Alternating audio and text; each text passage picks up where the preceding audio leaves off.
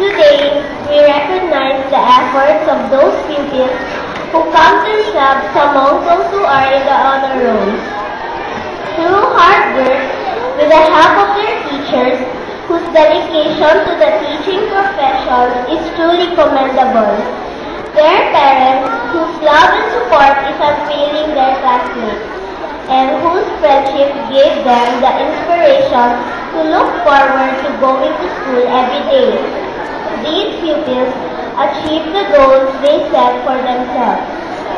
We also acknowledge pupils who excel in co-curricular and extracurricular activities, since we are aware that education is not purely academic.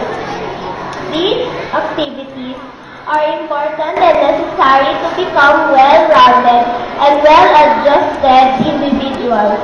Each one of us is blessed with our own special talents and abilities.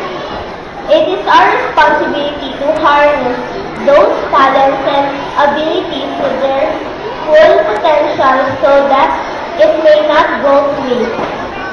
May these pupils inspire everyone to recognize their potential so that they may be motivated to be the best that they can be, and that this early pupils may realize the value of good education as a path to a better future.